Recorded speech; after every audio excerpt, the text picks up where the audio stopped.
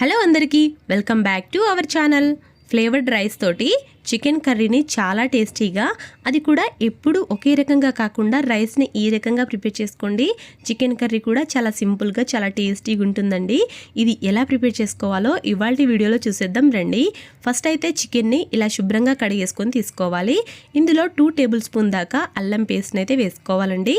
ఇందులోనే సరిపడా కారం కూడా వేసుకోవాలి. మీకు తగ్గట్టుగా కారం అయితే వేసుకోవాలండి. ఇందులోనే టమాటా పేస్ట్ని అయితే వేసుకోవాలి. ఈ టమాటా ప్యూరీని ఫస్ట్ టమాటాలని మిక్సీ పట్టేసుకొని ఇలా చేసుకోవాలండి. ఇందులోనే పసుపు సరిపడా వేసుకోవాలి. ఈ రకంగా ఇందులోనే సరిపడా ఉప్పు కూడా వేసుకోవాలి. మీ టేస్ట్కి తగ్గట్టుగా సరిపడా సాల్ట్ అయితే వేసుకోవాలి.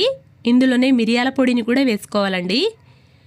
ఇందులోనే ఇప్పుడు ఫ్రైడ్ ఆనియన్స్ని వేసుకోవాలి. ఉల్లిగడ్డ ముక్కల్ని సన్నగా కట్ చేసేసి కొద్దిగా ఆయిల్లో ఫ్రై చేసుకోవాలండి. ఇలాగా నేనైతే ఎయిర్ ఫ్రైయర్లో చేశాను, అందుకే ఇలా ఉన్నాయండి. ఇందులోనే 2 టేబుల్ స్పూన్ దాకా ఆయిల్ని అయితే వేసుకోవాలి. ఇందులో కొద్దిగా గరం మసాలా కూడా వేసుకోవాలండి. కొద్దిగా కసూరి మేతి కూడా వేసుకోవాలి. కొత్తిమీర పుదీనాని కూడా ఇలా సన్నగా తురుముకొని వేసుకోవాలండి. నేను కొత్తిమీర వేశాను. ఇలా అన్నీ వేసుకొని బాగా కలిపేసుకోవాలండి. దీంట్లో నిమ్మరసము పెరుగు యాడ్ చేయాలనుకుంటే యాడ్ చేసుకోవచ్చండి. ఇలా వేసుకొని ముక్కలకు బాగా పట్టేలాగా చేతితోటైతే కలిపేసుకోవాలి. ఈ రకంగా కలిపేసుకొని పక్కన పెట్టేయాలి.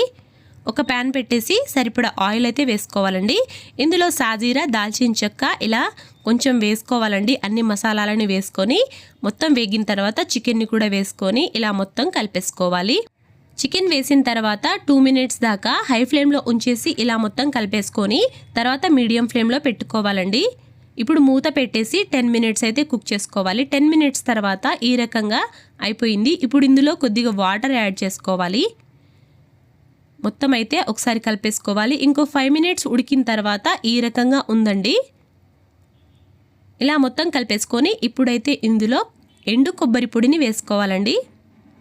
మీ దగ్గర ఉంటే వేసుకోవచ్చు, లేకుంటే లేదు. కొంచెం గరం మసాలా, కొంచెం మిరియాల పొడి, కరివేపాకు కూడా వేసేసి ఇప్పుడు కర్రీని ఓ 20 మినిట్స్ మూత పెట్టేసి బాగా ఉడికించుకోవాలండి. 20 మినిట్స్ తర్వాత కూర ఇలా అయిపోయింది. ఈ కర్రీని అయితే పక్కకు తీసుకోవాలండి. ఆ గిన్నెలో కొద్దిగా గ్రేవీ ఉంచేసి గ్యాస్ మీదే కొద్దిగా ఆయిల్ వేసుకోవాలి. ఇందులో సాజీరా దాల్చిన చెక్క వేసుకోవాలండి. ఇప్పుడు గ్రేవీని మొత్తం కలిపేసుకోవాలి. ఇప్పుడు ఇందులో 1 గ్లాసు బియ్యానికి 1.5 గ్లాసుల నీళ్ళనైతే పోసుకోవాలండి. ఈ రకంగా చూసుకొని వాటర్ని అయితే పోసుకోవాలి. ఇందులో సరిపడా ఉప్పు కూడా వేసుకోవాలండి. బియ్యాన్ని అయితే కడిగి ఇలా పెట్టేసుకోవాలి.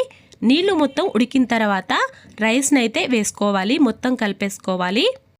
దీన్ని మూత పెట్టేసి 10 మినిట్స్ దాకా హై ఫ్లేమ్లో దగ్గరుండి కుక్ చేసుకోవాలండి. తర్వాత సిమ్లో పెట్టేసి కుక్ చేసుకోవాలి. చాలా బాగా ఉడుకుతుంది. నేనైతే జ్యూసీగా రైస్ని ప్రిపేర్ చేసుకున్నా.